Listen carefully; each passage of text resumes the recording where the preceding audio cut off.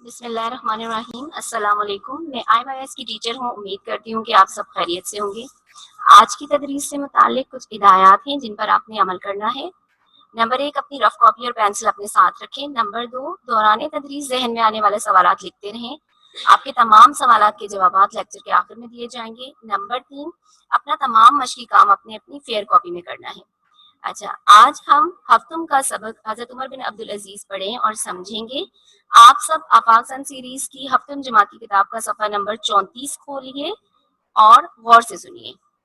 इससे पहले तमाम बच्चे अपनी वीडियो ऑफ कर दें। अगर वीडियो ऑफ नहीं होगी तो आपको रिमूव कर दिया जाएगा।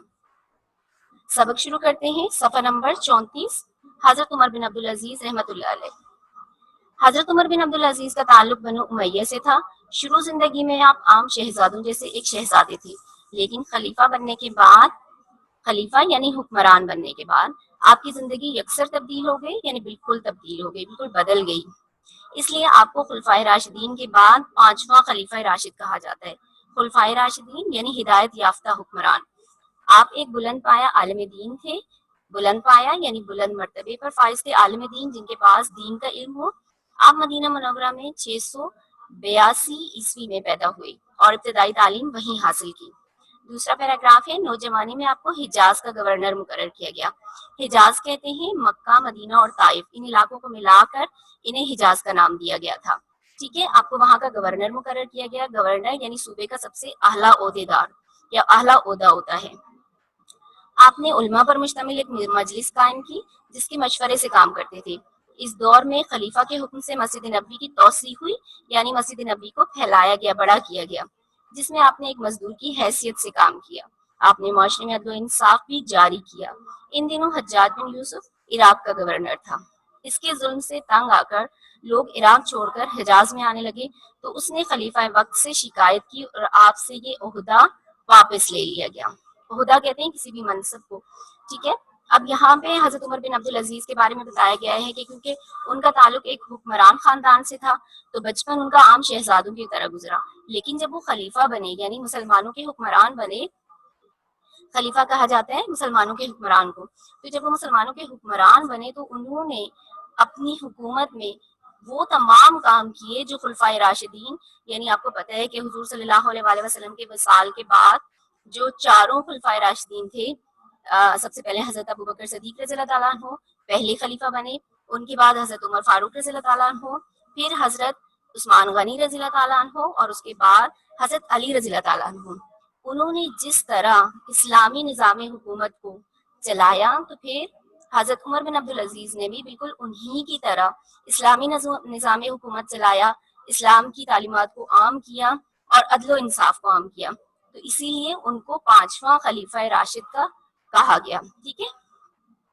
अच्छा, जब वो नौजवान थे, यानी खलीफा बनने से पहले उन्हें हिजाज जो है वो मदीना मुनव्वरा, मक्का और ताइफ, इन यहाँ का गवर्नर मुकर्रर किया गया।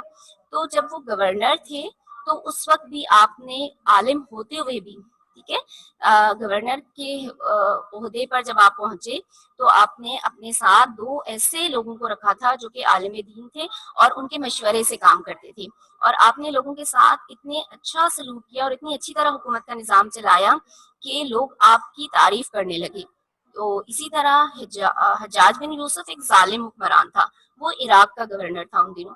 लोग उससे तंग आकर हजरत उमर बिन अब्दुल अजीज के इलाके में आ गए, वहां हिजरत करके आने लगे। जब हजरत उमर बिन अब्दुल अजीज के पास वो सब लोग आने लगे, उन्हें पसंद करने लगे, तो हज्जाज बिन यूसुफ को ये बात अच्छी नहीं लगी और उसने क्या किया कि उन्हें उस ओहदे से हटाने के लिए खलीफा वक्त के खिलाफ से उनकी शिकायत की और उन्हें इस ओहदे से हटा दिया। उसके बाद नेक्स्ट पैराग्राफ है, सुलेमान बिन अब्दुल मलिक की वफात के बाद आप खलीफा बने। जब आप खिलाफत का हल्फ उठा रहे थे, हल्फ उठाना यानी कसम खाना, उठाकर बाहर निकले तो आपके सामने बेहतरीन घोड़े पेश किए गए। आपने पूछा ये किस लिए हैं? जवाब दिया गया आपकी सवारी के लिए। आपने फरमाया मेरे लिए मेरा खच्चर काफी है। खच्चर ये भी घोड़े की एक किस्म होती है। इन्हें बैतुल माल में जमा करवा दो, यानी सरकारी खजाने में जमा करवा दो। अब आप बिल्कुल सादा जिंदगी बसर करते। आपने बीवी के जेवरात भी बैतुल माल में जमा करवा दिए। मामूली तनख्वाह लेते और आपकी बीवी उसी से घर चलाती। हालांकि वो खलीफा अब्दुल मलिक बिन मरवान की बेटी थी और नाजो नाम में पली थी। नाजो नाम का मतलब होता है लाड प्यार। मगर इसने حضرت عمر بن عبد العزیز سے پورا تعاون کیا، یعنی ان کا ساتھ دیا، ان کے ساتھ مل کر کام کیا۔ خلیفہ بننے کے بعد آپ نے سب سے پہلا قدم یہ اٹھایا کہ لوگوں کو اپنی بیعت یعنی قسم سے آزاد کر دیا، اور کہا کہ میں تمہارا حکمران بننا نہیں چاہتا، تم آزاد ہو، جس کو چاہو خلیفہ مقرر کر لو۔ لیکن لوگوں نے آپ ہی کو خلیفہ مقرر کیا۔ جب آپ کو اس بات کا یقین ہو گیا کہ لوگ آپ کی خلافت یعنی حکومت پر مطمئن ہیں، تو آپ نے معاشرتی اصلاحات کا آغاز کیا۔ معاشرتی یعنی رہن سہن سے متعلق اصلاحات درستگی کو کہتے ہیں، یعنی کہ معاشرے میں جو خرابیاں تھیں ان کو ختم کرنے کے لیے کام کا آغاز کیا۔ اس طرح سے آپ اموی حکمران یعنی بنو امیہ کے حکمران ہیں، وہ پہلے جس کا انتخاب صحیح اسلامی طریقے سے ہوا، اور جس نے حلف اٹھانے کے فوراً بعد معاشرتی اصلاحات کی طرف توجہ دی، اس کا آغاز اپنی ذات سے کیا۔ اچھا جی، معاشرتی اصلاحات جیسے میں نے ابھی بتایا کہ انہوں نے جو معاشرے میں جتنی خرابیاں تھیں ان کو دور کرنے کے لیے کام کیا۔ اب ان 2 پیراگراف میں یہ بتایا گیا ہے کہ پہلے وہ عام شہزادوں کی طرح زندگی گزارے تھے، لیکن جب وہ خلیفہ بنے تو ان کی زندگی بالکل بدل گئی۔ انہوں نے سادگی کو اپنایا، انہیں خلیفہ بننے کے بعد مختلف چیزوں کی پیشکش کی گئی، جیسے یہاں بتایا گیا کہ گھوڑوں کی پیشکش کی گئی، اور انہیں کہا گیا کہ آپ کی سواری کے لیے، تو انہوں نے کہا نہیں، میرے پاس جو پہلے سے چیز موجود ہے سواری کے لیے، میرا خچر، تو وہی کافی ہے۔ پھر ان کی بیوی جو اتنی ایک بادشاہ کی بیٹی تھی اور بہت لاڈ پیار سے پلی ہوئی تھی، وہ بھی سادگی سے آپ کے ساتھ زندگی گزارنے لگی اور ان کے ساتھ بھرپور تعاون کیا۔ پھر خلیفہ بننے کے بعد آپ نے لوگوں سے کہا کہ میں تمہارا خلیفہ نہیں بننا چاہتا، تم ابھی بھی کسی اور کو چاہو تو اپنا خلیفہ مقرر کر لو۔ لیکن سب نے آپ پہ اعتبار کیا، آپ پہ بھروسہ کیا، اور کہا کہ نہیں، ہم آپ سے مطمئن ہیں اور آپ ہی کو خلیفہ بنانا چاہتے ہیں۔ تو پھر انہوں نے خلیفہ، ٹھیک ہے، وہ اس عہدے پر رہے، اور پھر انہوں نے معاشرتی اصلاحات یعنی معاشرے میں جتنی خرابیاں تھیں ان سب کو دور کرنا شروع کر دیا، اور اس کام کا آغاز انہوں نے سب سے پہلے خود سے شروع کیا، کیونکہ ظاہر جب ہم اپنے اندر کی برائیاں ختم کریں گے تبھی ہم دوسروں کو بھی سیدھا رستہ دکھا سکتے ہیں۔ اچھا جی، اس کے بعد نیکسٹ پیراگراف ہے، خلیفہ سلمان بن عبد الملک نے آپ کو گزارے کے لیے ایک جاگیر دی تھی۔ جاگیر کہتے ہیں بادشاہ کی طرف سے دی جانے والی کوئی زمین، ٹھیک ہے، آپ نے سب سے پہلے وہ واپس کر دی، یعنی اصلاحات کی کہ جو جاگیر آپ کو دی ہوئی تھی وہ واپس کر دی۔ اس کے بعد آپ نے اموی خاندان کے دیگر لوگوں کی جاگیریں بھی اصل مالکان کو لوٹا دی۔ اموی خاندان کون؟ یعنی بنو امیہ کا جو ان کا خاندان تھا، ان کے لوگوں کے پاس جو عام لوگوں کی جو جاگیریں تھی، جب وہ بادشاہ بنے تو ان کو دے دی گئی تحفے میں، تو وہ انہوں نے واپس لوٹا دی، جس کی وجہ سے خاندان کے لوگ بگڑ بیٹھے یعنی ناراض ہو گئے، مگر آپ نے عدل و انصاف کا دامن نہ چھوڑا، یعنی آپ نے عدل و انصاف کو جاری و ساری رکھا اور لوگوں کی اصل جو مالکان تھے ان کو ان کی چیزیں، ان کی زمین جائیداد واپس لوٹا دی۔ حضرت عمر بن عبد العزیز کی انصاف پسندی اور عدل کا یہ پہلو نہایت قابل قدر ہے کہ نہ صرف عام مسلمانوں کی غصب شدہ کا مطلب ہوتا ہے زبردستی لی ہوئی، ٹھیک ہے، زمینیں واپس دلوائیں، بلکہ غیر مسلموں کی زمینیں بھی قابضین سے لے کر اصل مالکوں کو لوٹائیں۔ قابضین یعنی جو کہ قبضہ کر کے بیٹھ جاتے ہیں، زبردستی کسی کی چیز لے کر بیٹھ جاتے ہیں، تو انہوں نے نہ صرف مسلمانوں کی چیزیں واپس دلوائیں بلکہ جو غیر مسلم تھے ان کی زمینیں بھی ان کو واپس لوٹا دی۔ لوگوں نے گرجاؤں کی زمینوں پر بھی زبردستی قبضہ کر رکھا تھا۔ اب گرجا کیا ہوتا ہے؟ عیسائیوں کی عبادت گاہ، ٹھیک ہے، تو آپ نے وہ زمین ان سے واپس لے کر گرجاؤں کو لوٹا دی، یعنی آپ نے حکام کو دی جانے والی ناجائز مراد بھی واپس لے لی۔ ناجائز مراد کا مطلب ہوتا ہے جو غیر ضروری سہولتیں ہیں، جن کا ان پر کوئی حق نہیں ہوتا، تو وہ کہتے ہیں حکام کون؟ حاکم کی جمع، ٹھیک ہے، تو جس کی وجہ سے حکومت کے اخراجات پہلے کی نسبت بہت کم ہو گئے، چنانچہ ملک نہایت خوشحال ہو گیا، یہاں تک کہ محتاج اور مانگنے والا ڈھونڈنے سے بھی نہیں ملتا تھا۔ اب یہ کیا ہوتا تھا کہ جو لوگ حکومت میں ہوتے تھے ان سے پہلے یہ رواج تھا کہ جو لوگ حکومت میں ہوتے تھے ان کو عام تنخواہ تو ملتی تھی اپنی حکومتی کاموں کی، لیکن اس کے علاوہ ان کے گھر کے دیگر اخراجات بھی سرکاری خزانے سے پورے کیے جاتے تھے۔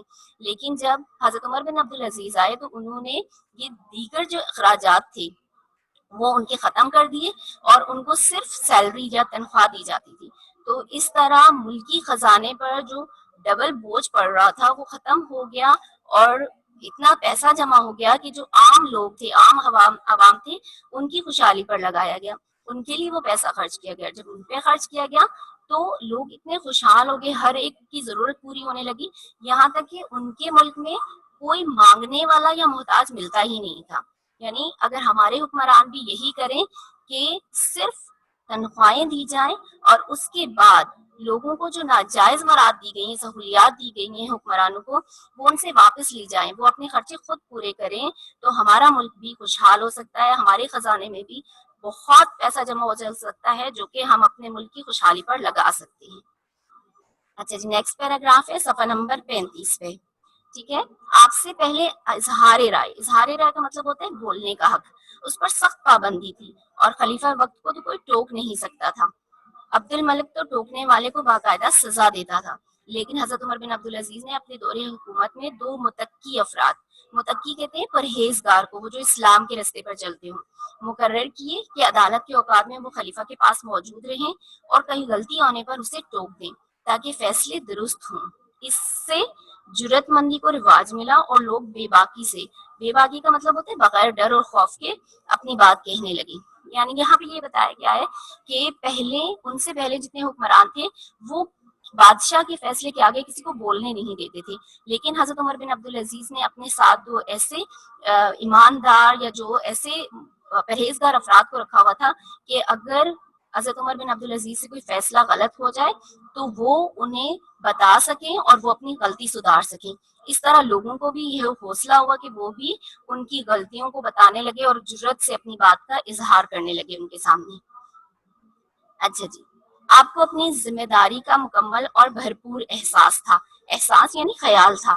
اسی وجہ سے رات کی تنہائی میں پھوٹ پھوٹ کر رو پڑتے اور اللہ تعالیٰ سے مدد اور رہنمائی طلب کرتے. رہنمائی یعنی کہ ہدایت. ٹھیک ہے. ایک دفعہ بیوی نے اس طرح رونے کا سبب پوچھا تو فرمایا کہ میری حکومت میں نہ جانے کتنے لوگ بھوکے سوتے ہوں گے، کتنے ہی ایسے ہوں گے جن کے پاس پہننے کو مناسب کپڑا نہ ہوگا، اور کتنے ہی بیمار علاج کے بغیر مر جاتے ہوں گے. کتنے بے سہاروں کو سہارے کی ضرورت ہوگی، لیکن مجھے ان کا علم نہیں. اگر روز محشر یعنی قیامت کے دن اللہ تعالیٰ نے مجھ سے جواب طلب کیا یعنی پوچھا، مانگا تو کہ تم نے لوگوں کی مدد کیوں نہ کی، تو میں کیا جواب دوں گا. اب یہاں پہ یہ ہے کہ وہ حکمران ہوتے ہوئے بھی اپنے ہر کام میں اللہ تعالیٰ کی خوشی کا خیال رکھتے تھے. وہ یہ سوچتے تھے کہ میں یہ کام کر رہا ہوں، میں ایک حکمران ہوں، تو میری جو لوگ ہیں، ساری عوام، وہ میری ذمہ داری ہے، اور اگر انہیں کسی قسم کی تکلیف یا پریشانی ہوگی تو قیامت کے دن مجھے اللہ تعالیٰ کو جواب دینا ہوگا. اور وہ اس خوف اور ڈر سے راتوں کو اٹھ کے رویا کرتے تھے. ٹھیک ہے. یعنی کہ وہ عام لوگوں کا بہت زیادہ خیال رکھتے تھے اور انہیں آخرت کی جواب دہی کا بھی بہت زیادہ خوف رہتا تھا. اس لیے یہاں سے ہمیں بھی یہ سبق ملتا ہے کہ اگر ہم اپنی دنیا میں جو بھی کام کریں وہ اللہ کی رضا کے لیے کریں، اور پھر جو بھی کام کریں اس میں ہمیں یہ سوچ کے کرنا چاہیے کہ قیامت کے دن ہمیں اس کام کا کیا اجر ملے گا. یا تو یہ ہے کہ اللہ کی ناراضگی کا سبب نہ بن جائے کہیں. ہمیں یہ سوچ کے رکھنا چاہیے کہ آگے ہمیں اپنے ہر کام کا حساب دینا ہوگا. اگر ہم ایسا کریں گے تو ہمارے معاشرے سے برائیاں ختم ہو جائیں گی. اگلا پیراگراف ہے، خلیفہ وقت ہوتے ہوئے ذاتی مفادات یعنی اپنے فائدے کی کبھی بات نہ کی. عوام میں اٹھتے بیٹھتے تھے. کھانے کا طریقہ یہ تھا کہ عام مسلمانوں کے لیے جو لنگر خانہ تھا، لنگر خانہ کہتے ہیں مساکین اور غریبوں کو کھانا تقسیم کرنے کی جگہ. ٹھیک ہے. تو اسی میں زر تعام جمع کرا دیتے. زر کہتے ہیں پیسے کو، تعام کہتے ہیں کھانے کو. تو زر تعام کھانے کے پیسے جمع کرا دیتے اور وہیں جا کر عام مسلمانوں کے ساتھ کھانا کھا لیتے. اپنی قبر کے لیے جو زمین پسند کی وہ عیسائی کی تھی. اسے بلا کر خریدنی چاہی تو اس نے رقم لینے سے انکار کر دیا اور کہا یہ بات میرے لیے باعث برکت ہوگی، مگر آپ نہ مانے اور 30 دینار دے کر وہ زمین خرید لی. دینار عربی سکہ ہے جو وہاں پہ استعمال ہوتا ہے، لین دین کے لیے پیسے کے طور پر استعمال ہوتا ہے. اچھا جی، اب یہاں پہ یہ بتایا گیا ہے کہ خلیفہ ہوتے ہوئے بھی وہ خود کو بہت زیادہ بڑا نہیں سمجھتے تھے. عام لوگوں میں اٹھنا بیٹھنا ہوتا تھا اور عام لوگوں کے ساتھ ان کا کھانا پینا ہوتا تھا، اور وہ کوئی چیز کسی کی زبردستی نہیں لے لیتے تھے، بلکہ لوگوں کو ان کی چیزوں کا پورا پورا معاوضہ بھی ادا کرتے تھے. یہاں تک کہ انہوں نے اپنی قبر کے لیے جو جگہ پسند کی اس کے لیے بھی انہوں نے معاوضہ ادا کیا. ٹھیک ہے. اب یہاں پہ ہے کہ آپ جس تیزی سے، نیکسٹ ہمارا پیج ہے 36 صفحہ نمبر، آپ جس تیزی سے معاشی یعنی کہ روزگار سے متعلق، اخراجات سے متعلق، پیسوں سے متعلق، اور معاشرتی یعنی جو ہمارے رہن سہن سے متعلق وہ اصلاحات کرتے جا رہے تھے، یعنی صحیح کرتے جا رہے تھے، اس سے عوام الناس تو بےحد خوش تھی. عوام یعنی عام لوگ تو بہت خوش تھے، لیکن بنی امیہ کے لوگ یعنی جو ان کے قبیلہ تھا، ان کا خاندان تھا، اس کے لوگ سخت ناراض تھے. چنانچہ انہوں نے آپ کو مروانے کے لیے ایک سازش تیار کی. سازش یعنی ان کے خلاف ایک منصوبہ بنایا، جس کے تحت آپ کے خادم کو 1000 اشرفیاں دے کر آپ کے کھانے میں زہر ملا دیا گیا. آپ کو جب اس سازش کا علم ہوا تو آپ نے اس خادم سے اشرفیاں لے کر بیت المال میں جمع کروا دی اور خادم کو آزاد کر دیا. زہر کی وجہ سے آپ شدید بیمار پڑ گئے اور 101 ہجری 719 عیسوی میں اپنے خالق حقیقی سے جا ملے. خالق حقیقی یعنی اللہ تعالیٰ سے. آپ کا دور حکومت صرف 2.5 سال پر مشتمل تھا. 2.5 کہتے ہیں 2 اور آدھا، یعنی کہ 2 سال اور 6 مہینے. ٹھیک ہے. اب یہاں پہ یہ بتایا گیا ہے کہ آپ جو کام کرتے جا رہے تھے ایک حکمران کی حیثیت سے، ایک خلیفہ کی حیثیت سے، اس سے عام لوگ تو بہت خوش تھے، کیونکہ ساری سہولیات آپ عوام کے لیے دے رہے تھے. لیکن جو ان کے خاندان کے لوگ تھے وہ ان سے سخت ناراض تھے، کیونکہ ان کی وجہ سے ان کا جو خاندان کے لوگوں کی زمینیں جاگیریں واپس لوٹا دی گئیں، تو وہ سخت ناراض تھے. انہوں نے کیا کیا کہ آپ کے خلاف ایک سازش تیار کی اور آپ کو زہر دے کر مروانے کی کوشش کی. لیکن اس زہر دینے والے شخص کو بھی آپ نے معاف فرما دیا اور پھر اسی حالت میں تقریباً 719 عیسوی میں آپ کا انتقال ہو گیا. اچھا جی، اب آخری پیراگراف، سیکنڈ لاسٹ پیراگراف، حضرت عمر بن عبدالعزیز کا دور خلافت تاریخ اسلام کا زرعی دور کہلاتا ہے. زرعی کہتے ہیں سنہری کو. آپ نے عوام کو معاشی، معاشرتی اور اخلاقی ترقی کی طرف بھرپور توجہ دی. بےہودہ مشاغل یعنی کہ جو غلط طرح کی جتنی بھی ہابیز ہوتی ہیں، جو غلط تفریحات ہوتی ہیں، ان کو بند کروایا. آپ کے دور میں عوامی فلاح و بہبود کے متعدد کام ہوئے. فلاح و بہبود کہتے ہیں بہتری کے کام، بھلائی کے کام، اور متعدد بہت سے کئی. سرائیں تعمیر کی گئیں. سرائیں کہتے ہیں سفر کے دوران جو ٹھہرنے کی جگہ بنائی جاتی ہیں، انہیں سرائیں کہتے ہیں. ٹھیک ہے. فوارے، چشمے اور نہریں جاری ہوئیں. مسجد نبوی کی نئی سر سے تعمیر کی گئی. آپ بنو امیہ میں اپنے تمام پیشرو کہتے ہیں جو پہلے گزر چکے، اور جانشینوں یعنی کہ جو بعد میں آنے والے جتنے بھی لوگ تھے ان سے مختلف تھی. مالی آسودگی حاصل کرنے یا جائیدادیں بنانے کا خیال تک نہ آیا. مالی آسودگی یعنی کہ مال و دولت جمع کرنا، ان چیزوں کا کوئی خیال نہ آیا. جب آپ فوت ہوئے تو آپ کی کل جائیداد صرف اتنی تھی کہ کفن دفن کے اخراجات نکال کر 11 دینار بچے، جو آپ کے بیٹوں میں تقسیم کیے گئے، اور ہر بیٹے کے حصے میں 1 دینار آیا. یعنی کہ آپ نے کوئی اس میں رقم جمع نہیں کی، اپنے دور حکومت میں مال و دولت جمع کر کے نہیں رکھا تو کہ آپ کے پیچھے بہت زیادہ مال و دولت بچتا. ٹھیک ہے. احساس امانت کا حال یہ تھا کہ رات کو جب آپ سرکاری فرائض سے فارغ ہوتے تو ذاتی کام شروع کرنے سے پہلے سرکاری چراغ بجھا دیتے. ٹھیک ہے. احساس امانت یعنی کہ کسی امانت ہوتی ہے جو کسی کی چیز آپ کے پاس ہوتی ہے، احساس خیال ہونا. ٹھیک ہے. اب یہاں بھی یہ بتایا گیا کہ حضرت عمر بن عبدالعزیز کا جو 2.5 سال کا دور تھا وہ اسلامی تاریخ کا ایک بہترین دور تھا، جس میں انہوں نے لوگوں کے لیے، عام لوگوں کے لیے بھلائی کے بہت سارے کام کیے. ٹھیک ہے. اس کے بعد انہوں نے جتنے بھی غلط جو رواج وہاں پہ معاشرے میں موجود تھے ان کو بند کروایا، ان کو ختم کروایا. اسی لیے آپ نے جب لوگوں کے لیے کام کیا تو بتایا گیا ہے کہ جو آپ سے پہلے آپ کے حکمران خاندان سے لوگ گزر چکے تھے اور جو بعد میں آئے ان سب سے مختلف تھے. ٹھیک ہے. اس کے بعد آپ نے کبھی مال و دولت جمع نہیں کیا، یعنی آپ کی وفات کے بعد صرف اتنے پیسے بچے کہ آپ کے ہر بیٹے کو ایک حصہ آیا دینار کا، 11 دینار بچے اور ہر بیٹے کو 1 دینار ملا. ٹھیک ہے. اور احساس امانت یعنی اس کا مطلب یہ ہے کہ آپ اتنے خیال رکھتے تھے، سرکاری خزانے کو بے دریغ نہیں لوٹاتے تھے اور اپنے فائدے کے لیے دوسروں کی چیزیں استعمال نہیں کرتے تھے. یہاں تک کہ جو چراغ، جو روشنی، جو لائٹ آپ نے جلا کے رکھی ہوتی تھی سرکاری کاموں کے لیے، جب رات کے وقت وہ سرکاری کام ختم ہو جاتے تو اپنے ذاتی کام کے لیے اس لائٹ سے کوئی کام نہیں لیتے تھے، بلکہ اسے بند کر کے پھر اپنے کام شروع کرتے تھے. اچھا جی، اب ہمارے پاس آخری پیراگراف ہے. آپ کی زندگی سے یہ سبق ملتا ہے کہ ہمیں اپنی ذمہ داریوں کا احساس کرنا چاہیے اور انہیں احسن طریقے سے، احسن یعنی بہترین طریقے سے پورا کرنے کی کوشش کرنی چاہیے. اپنے دائرۂ عمل کی حد تک عدل و انصاف اور مساوات کو فروغ دینا چاہیے. مساوات کہتے ہیں برابری کو فروغ دینا، پھیلانا. زندگی سادگی سے گزارنی چاہیے اور غلط طریقے سے مال و دولت کے انبار کہتے ہیں ڈھیر کو جمع کرنے سے اجتناب کرنا چاہیے، یعنی بچنا چاہیے. آخرت کی جوابدہی کو ہر لمحے یاد رکھنا چاہیے تاکہ اللہ تعالیٰ کی خوشی اور رضا پائی جا سکے۔ اللہ تعالیٰ کی خوشنودی کا حصول ہی زندگی کا اصل اور حقیقی مقصد ہے۔ حضرت عمر بن عبدالعزیز کی زندگی اس کی ایک عمدہ اور عملی مثال تھی۔ اچھا، اب اس آخری پیراگراف میں بتایا گیا ہے کہ ہم نے ان کے بارے میں اتنی باتیں پڑھی تو اس سے ہماری زندگی کو کیا فائدہ ہوتا ہے یا ہم کیا سبق سیکھ سکتے ہیں۔ تو اس سے ہمیں یہ سبق ملتا ہے کہ ہمیں بھی عدل و انصاف کا دامن ہاتھ سے نہیں چھوڑنا چاہیے، سب سے برابری کا سلوک کرنا چاہیے اور سادگی سے زندگی گزارنی چاہیے۔ جب ہم سادہ زندگی گزاریں گے تو ہمیں اتنے زیادہ مال و دولت کی ضرورت ہی نہیں پڑے گی، اور جب ہمیں اتنے مال و دولت کی ضرورت نہیں پڑے گی تو ہم کسی غلط طریقے سے مال و دولت کمانے میں مصروف نہیں ہوں گے، اور ہمارے معاشرے کی برائیاں ختم ہو جائیں گی اور ہمارا معاشرہ اسلامی اصولوں کے مطابق ہو جائے گا۔ اور یہ بھی بتایا گیا کہ کوئی بھی کام جو ہم اپنے لیے کر رہے ہوتے ہیں، ہر ایک کام، چھوٹے سے چھوٹے کام سے لے کر بڑے سے بڑے کام میں ہمیں یہ یاد رکھنا چاہیے کہ اس کا ہمیں اللہ تعالیٰ کو حساب دینا ہے۔ جب ہمارے دماغ میں یہ ہوگا کہ ہم سے اللہ تعالیٰ اس کا حساب کتاب کرے گا اور ہمیں اپنے کام کے ہر کام کی جوابدہی کرنی ہوگی، تو ہم اچھے کام کریں گے اور برے کاموں سے ہم بچے رہیں گے۔ تو ہمیں بھی چاہیے کہ ہم ان باتوں کو اپنائیں تاکہ ہم اپنی زندگی کو بہتر کر سکیں، اپنی دنیا اور آخرت سنوار سکیں اور اپنے معاشرے میں بھی بہتری لا سکیں۔ اچھا جی، چیپٹر ہمارا کمپلیٹ ہوا۔ اب ہمارے پاس نیکسٹ جو ٹاپک ہے وہ ہے سوال جواب کا، ٹھیک ہے۔